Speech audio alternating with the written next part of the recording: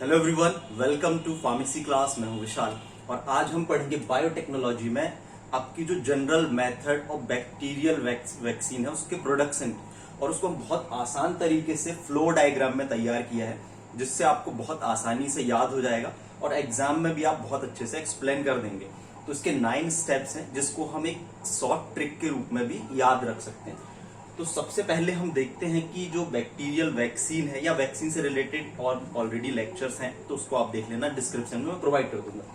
तो वैक्सीन क्या होती है? एक एंटीजेनिक प्रिपरेशंस होती है। एंटीजेनिक प्रिपरेशंस मतलब आपके एंटीजन बैक्टीरिया, वायरस, टॉक्सॉइड हो सकते हैं। हम यहाँ पर बैक्टीरियल वैक्सीन की बात कर रहे हैं। तो बैक्टीरिया जो कि आपकी बॉडी में इम्यूनिटी को इंड्यूस करते हैं और ये प्राइमरी इम्यूनिटी, जो प्राइमरी इम्यून रिस्पॉन्स होते हैं उसके लिए रिस्पॉन्सिबल होते हैं बाय प्रोड्यूसिंग एंटीबॉडी। हमारी बॉडी में एंटीबॉडी के को प्रोडक्शन करते हैं।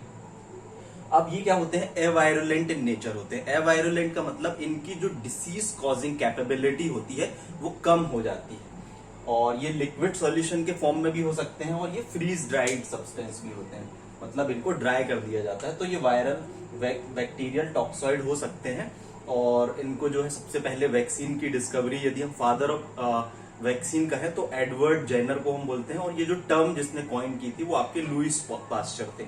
अब हम देखते हैं कि बैक्टीरियल वैक्सीन की मेथड कौन कौन सी है। सबसे पहले हम देखते हैं कि क्या selection and collection of bacterial strain. जो बैक्टीरियल स्ट्रेन है उसको सिलेक्ट करना और कलेक्ट करना। फिर उसके बाद में हम एक सीड लॉट प्रिपेयर करते हैं, सेकेंड पॉइंट है। फिर थर्ड पॉइंट है सीड लॉट की टेस्टिंग। तो ये 3 पॉइंट्स को आपको अलग से याद रखना है, लाइक SPS, मतलब कि सिलेक्शन ऑफ बैक्टीरियल स्ट्रेन, उसके बाद में सीड लॉट को प्रिपेयर करना है, इसको समझेंगे, और फिर सीड लॉट की टेस्टिंग करना है। उसके बाद में प्रोडक्शन करना है। तो प्रोडक्शन 2 पार्ट में डिवाइड होता है। फिर उसके बाद में ये जो प्रोडक्शन हो गया उसको कलेक्ट कर लेना है। कलेक्ट करने के बाद में उसको फ्रैक्शनाइजेशन कर देना, फ्रैक्शनेशन कर देना। उसके बाद में उसका एडजॉर्प्शन एंड कॉन्जुगेशन होता है, इसको भी हम पढ़ेंगे। फिर ब्लेंडिंग, ड्राइंग और फिलिंग होता है आपका। फिर लास्ट आ जाता है आपका लेबलिंग एंड स्टोरेज। तो हम फर्स्ट पॉइंट से समझते हैं। सबसे पहले क्या होता है जब हम बैक्टीरियल वैक्सीन का प्रोडक्शन करते हैं तो सबसे पहले उस बैक्टीरिया को सिलेक्ट करना कि कौन से बैक्टीरिया की वैक्सीन हमको प्रिपेयर करना है। तो selection and collection of bacterial strain. तो सिलेक्शन हम कहां से कर सकते हैं, उसको कलेक्ट कहां से कर सकते हैं? सिलेक्शन तो हम जो है डिसाइड कर सकते हैं कौन से बैक्टीरिया की बनाना है।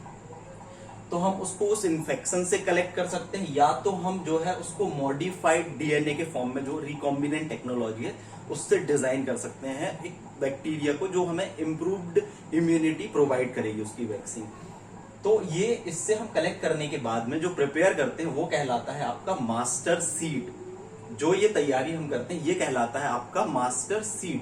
तो ये मास्टर सीड कैसा होना चाहिए? गुड क्वालिटी का होना चाहिए, हाई यील्डिंग वैल्यू होना चाहिए और सेफ होना चाहिए। यदि हम बात करें इसकी तो ये जो है स्पेसिफिक होना चाहिए, मतलब म्यूटेंट फ्री होना चाहिए। इसमें बहुत ज्यादा एक्स्ट्रा जो है अदर वैरायटी ऑफ बैक्टीरिया नहीं होना चाहिए। तो पहली चीज ये तो मास्टर सीड की प्रिपरेशंस। अब उसके बाद हम क्या करते हैं, जब इनको कलेक्ट कर लेते हैं, सिलेक्ट कर लिया, कलेक्ट कर लिया, मास्टर सीड हमने प्रिपेयर कर लिया, तो नेक्स्ट स्टेप होता है इसमें प्रिपरेशन ऑफ सीड लॉट। हम इनसे बहुत सारे सीड लॉट तैयार करते हैं। ये सीड लॉट क्या होता है, जिनको कि हम वर्किंग सीड भी बोलते हैं। ये स्मॉल अमाउंट ऑफ कल्चर में हम इन्हीं बैक्टीरिया को ग्रो कर लेते हैं जिनका कि हमको वैक्सीन का प्रोडक्शन करना है।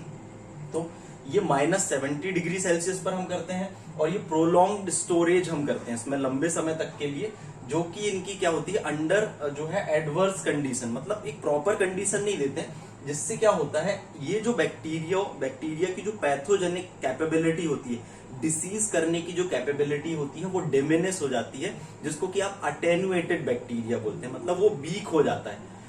तो ये हो गया आपका ये प्रोलॉन्ग कंडीशन। जैसे कई वैक्सीन होती हैं, जैसे BCG जब डेवलप की गई थी तो उसको मोर देन 10 ईयर्स लग गए थे इस तरीके से उसकी जो पैथोजेनिसिटी है उसको रिड्यूस्ड होने में। तो कई वैक्सीन का अलग अलग होता है। तो इसको हम किस तरीके से कर सकते हैं? थर्ड पॉइंट में सीड लॉट टेस्टिंग। हम इन सीड लॉट में से कुछ सीड लॉट में से 2-3 को सिलेक्ट कर लेते हैं और उनमें से बैक्टीरिया को लेके ग्रो करा लेते हैं और ग्रो कराने के बाद में इसकी सेफ्टी और एफिकेसी चेक करते हैं। वो कैसे करते हैं? हम क्लिनिकल ट्रायल के थ्रू करते हैं। जो आपके एनिमल आपके मॉडल्स होते हैं या एनिमल में उनकी टेस्टिंग करते हैं और ये देखते हैं कि वो आपकी जो वैक्सीन बनाने के लिए जिस बैक्टीरिया को हमने सेलेक्ट किया, जिसका सीड लॉट तैयार किया, वो सीड लॉट जो है आपका पैथोजन तो नहीं है उसमें, मतलब वो डिसीज कॉज तो नहीं कर रहा है और इम्यूनिटी तो प्रोवाइड कर रहा है, ये चेक करते हैं। यदि ये पास हो जाता है, मतलब आपका जो रिजल्ट आता है वो ये आता है कि वो इम्यूनोजेनिक है और आपका डिसीज कॉजिंग नहीं कर रहा है, तो हम फर्दर अगले स्टेप में आ जाते हैं जिसको हम बोलते हैं प्रोडक्शन। तो प्रोडक्शन की जब हम बात करते हैं तो प्रोडक्शन इन लार्ज स्केल में हम बात करें जब, तो इस सीड लॉट में से ही हम क्या करते हैं, प्रोडक्शन के लिए बैक्टीरिया को लेते हैं। तो ये 2 स्टेप में होता है। सबसे पहले हम क्या करते हैं, प्री प्रोडक्शन मीडिया में बैक्टीरिया को ग्रो करते हैं। प्री प्रोडक्शन मीडिया में बैक्टीरिया को ग्रो क्यों करते हैं, क्योंकि ये बैक्टीरिया ये बहुत ज्यादा स्टोरेज -70 डिग्री सेल्सियस और बहुत ज्यादा स्टोरेज कंडीशन में होते हैं, तो इनको नॉर्मल कल्चर नॉर्मल एक्टिवेट हो जाए। एकदम हम इसमें फर्मेंटर में, लार्ज फर्मेंटर में नहीं डालेंगे, तो इनको एक्टिवेट करने के लिए कि इनकी जो सेल है नॉर्मल कल्चर में ग्रो करने लग जाए। तो ये प्री प्रोडक्शन मीडिया में प्रोडक्शन हम करते हैं पहले बैक्टीरिया का, फिर इसको हम ट्रांसफर कर देते हैं फर्मेंटर में। तो प्रोडक्शन इन लार्ज फर्मेंटर, तो फर्मेंटर में प्रोडक्शन करते हैं। अब 2 प्रोसेस होती है फर्मेंटर में, एक होती है बैच प्रोसेस और एक होती है कंटिन्यूअस प्रोसेस। बैच प्रोसेस का मतलब होता है आपने एक बार फर्मेंटर में चीजों को ऐड कर दिया, सब बंद कर दिया, उसके बाद में सीधे आपको आउट में प्रोडक्ट मिलेगा, दैट्स ऑल। और कंटिन्यूअस फर्मेंटेशन की प्रोसेस में क्या होता है, कंटिन्यूअस प्रोसेस में ये आप कंटिन्यू ऐड करते जाते हैं, इसमें आपका जो आपने प्रोडक्शन मीडिया तैयार कर रहे हो कंटिन्यू आपको प्रोडक्ट मिलते जाता है, बहुत कंटिन्यूअस लार्ज स्केल में जब डिमांड होती है। तो फर्मेंटर में हम क्या करते हैं, जो ऑलरेडी कल्चर मीडिया है उसको और एक्स्ट्रा अमाउंट में इनपुट इसमें डिवाइस होती है, इनपुट कर देते हैं, और आपका जो इनोकुलेशन हम कर देते हैं बैक्टीरिया का, और इसमें जो भी उनके लिए रिक्वायरमेंट होती है न्यूट्रिएंट्स वगैरह उसको ऐड कर देते हैं। टेम्परेचर कंट्रोलिंग डिवाइस होती है, इनलेट के लिए पॉइंट होता है, और इसमें एक मोटर होती है जिसमें एक साफ्ट लगा होता है जो कि एजिटेशन के लिए रिस्पॉन्सिबल होता है और स्टिरिंग करने के लिए, जिससे मिक्सिंग प्रॉपर होती रहे। और इनमें इम्पेलर लगे हुए होते हैं, साफ्ट में इम्पेलर लगे होते हैं जो मिक्सिंग के लिए हेल्प करते हैं और एयर बबल्स नहीं बनने देते हैं। और टैंक जो होता है आपका उसमें भी बफेल्स लगे होते हैं। तो बफेल से क्या होता है, वॉर्टेक्स फॉर्मेशन नहीं होता है, प्रॉपर मिक्सिंग अच्छे से होती रहती है। तो टैंक में लगते हैं बफेल्स और साफ्ट में लगता है आपका इम्पेलर्स। इसमें एरेशन के लिए भी होता है, एयर सप्लाई के लिए भी ऑक्सीजन की रिक्वायरमेंट है तो उसके लिए स्पार्जर होता है, ये कॉम्पिटिटिव एग्जाम में पूछा जाता है। और इसमें सेंसर होता है जो हम पर्टिकुलर टाइम में इसका टेम्परेचर, पीएच वगैरह चेक करते हैं। और आउटपुट जो हमको प्रोडक्ट मिल जाता है, इसमें कूलिंग चैम्बर भी होते हैं जो कि आपके कूलिंग के लिए लास्ट में जब आपका प्रोडक्शन कंप्लीट हो जाए तो उसको कूल कर दें। तो इस तरीके से हम इस पूरी टेक्निक को डिफाइन कर सकते हैं। प्रोडक्शन हो गया, फिर आपका जो फर्मेंटर में प्रोडक्ट बनता है उसको हम क्या बोलते हैं, फर्मेंटर हार्वेस्ट। तो आपका नेक्स्ट जब पूरी प्रोसेस कंप्लीट हो जाती है तो आपका डाउन स्ट्रीम स्टार्ट हो जाता है। अभी तक हम बोल सकते हैं कि ये अप स्ट्रीम प्रोसीजर थी। अब कलेक्शन ऑफ फर्मेंटर हार्वेस्ट, ये फर्मेंटर हार्वेस्ट को हम कलेक्ट कर लेते हैं। अब इसमें क्या क्या होता है, लाइव होल सेल होती है और आपका किल्ड सेल होता है, फ्रेगमेंट होते हैं, टॉक्सिन्स होते हैं। तो इनमें से जो लाइव होल सेल्स होती है, मतलब आपके जो बैक्टीरिया लाइव सेल्स होती हैं, उनको हम सेपरेट कर लेते हैं और उनसे लाइव अटेन्यूएटेड वैक्सीन बना देते हैं। लाइव अटेन्यूएटेड वैक्सीन का मतलब ये होता है कि इन वैक्सीन को ऐसे तैयार किया जाता है जिसमें बैक्टीरिया आपके लाइव स्टेट में होते हैं, जीवित होते हैं, और इनको फिर पर्टिकुलर आगे फर्दर प्रोसेसिंग के थ्रू इनको हम एक स्टोरेज कंडीशन में कर देते हैं, स्टोरेज कर देते हैं, पैकिंग फिलिंग जो प्रोसेस होती है वो करते हैं। और जब इनको बॉडी में दिया जाता है तो ये फिर से उनको बॉडी का जो सिस्टम है वो कल्चर प्रोवाइड करता है और ये ग्रो करने लगते हैं, जिससे कि हमें ये बहुत हैवी इम्यूनिटी प्रोवाइड करते हैं। मतलब ये बूस्टिंग डोज हम इनको बहुत कम मतलब इनकी रिपीटेड डोज नहीं देनी पड़ती है लाइव अटेन्यूएटेड वैक्सीन की।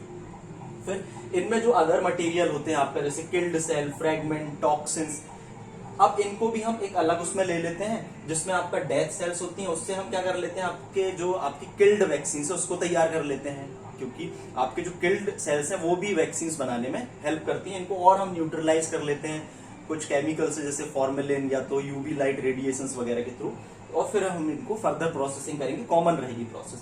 और जो आपका सुपरनेटेंट आता है, तो सुपरनेटेंट में क्या होते हैं, बैक्टीरिया के कई सारे बैक्टीरियल सब यूनिट होते हैं, उनसे भी बैक्टीरियल सब यूनिट वाली जो वैक्सीन तैयार की जाती है। आप जब क्लासिफिकेशंस वाला चैप्टर देखेंगे तो आपको पूरा ये समझ में आ जाएगा, वो मैं आपको लिंक डिस्क्रिप्शन में प्रोवाइड कर दूंगा।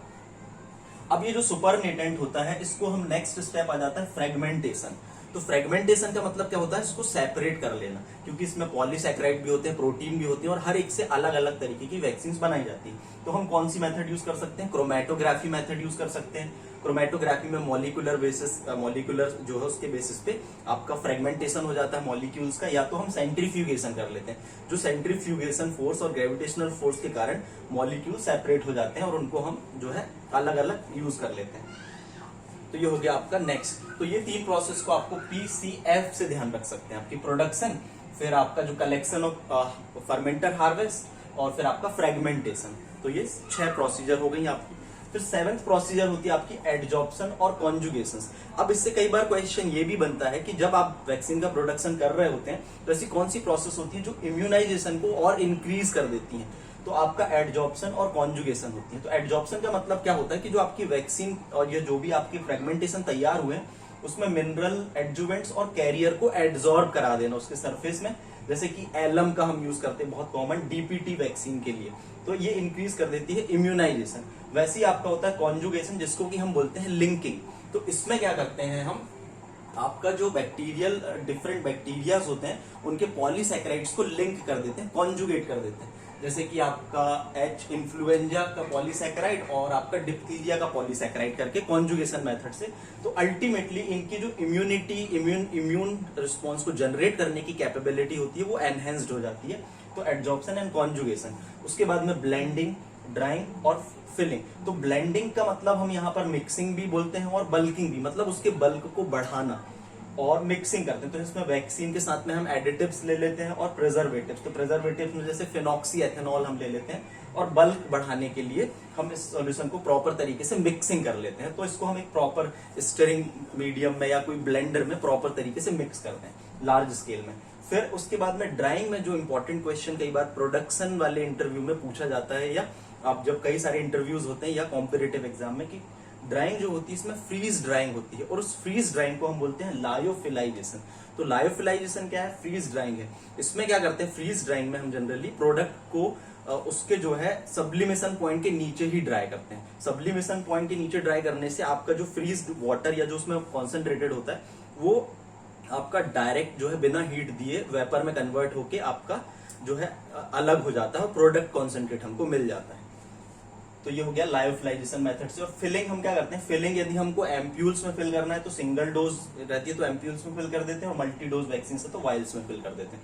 और लास्ट हमारी जो प्रोसेस होती है लेबलिंग एंड स्टोरेज। तो लेबलिंग हमको जो है इंपॉर्टेंट होती है कि कूल प्लेस में इसको स्टोर करना है, और जनरली आपको डोंट फ्रीज, वैक्सीन में जरूरी एक पॉइंट रहता है कि उनको फ्रीज नहीं करना है, और 2 से 8 डिग्री सेल्सियस में उनको स्टोरेज करना है हमको।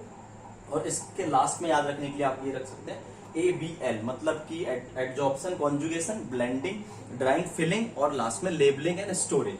तो इस तरीके से आपको सारे पॉइंट्स ध्यान में रखने हैं। तो पहली प्रोसीजर की थी आपने सेलेक्ट किया और कलेक्ट किया माइक्रोबियल स्ट्रेन को, प्रॉपर स्ट्रेन को कलेक्ट किया, उसका आपने क्या प्रिपेयर किया, उसको आपने सीड लॉट प्रिपेयर किया उस मास्टर सीड लॉट से। सीड लॉट प्रिपेयर करने के बाद में सीड लॉट की टेस्टिंग करना है। सीड लॉट एक तरीके का कॉन्सेंट्रेटेड सैंपल होता है आपके बैक्टीरिया का, जिससे आप सीड आप जो है फिर उसकी फर्दर चेकिंग करते हैं और इसको ही फिर आप प्रोडक्शन में यूज करते हैं। तो प्रोडक्शन के लिए प्री प्रोडक्शन मीडिया तैयार करते हैं, फिर उसको आप फर्मेंटर में कर देते हैं। फर्मेंटर में अंडर कंट्रोल कंडीशन होती है, उसको आप एग्जाम में एक्सप्लेन कर सकते हैं easily. Collection of fermenter harvest, जो इसमें मटेरियल बनता है उसको हार्वेस्ट बोलते हैं। उसमें अलग अलग कंपोनेंट को हम सेपरेट करते हैं, फ्रैक्शनेशन कर लेते हैं।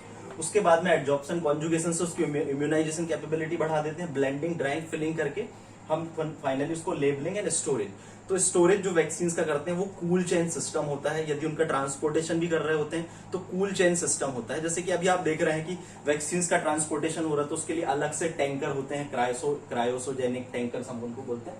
तो it is all about the bacterial vaccine production. यदि आपको टॉक्सॉइड वैक्सीन प्रोडक्शन भी आता है तो टॉक्सॉइड आपका क्या होता है, एक्सोटॉक्सिन्स होता है, जो बैक्टीरियल का मेटाबॉलिक सब्सटेंस होते हैं, जो बैक्टीरियल अपनी सेल मेम्ब्रेन से बाहर रिलीज कर देता है। उनसे जो वैक्सीन तैयार की जाती है वो इसमें भी टॉक्सिन्स होते हैं उनके। तो हम फर्दर ये प्रोसेस को जो है टॉक्सिन को लेके टॉक्सॉइड प्रिपेयर कर सकते हैं। तो मुझे लगता है आपको ये समझ में आ गया होगा और आपको एग्जाम में बहुत आसानी से याद हो जाएगा आपको ये। तो थैंक यू वेरी मच, और आपको पसंद आए तो लाइक जरूर करें, कमेंट जरूर करें। Thank you and all the best.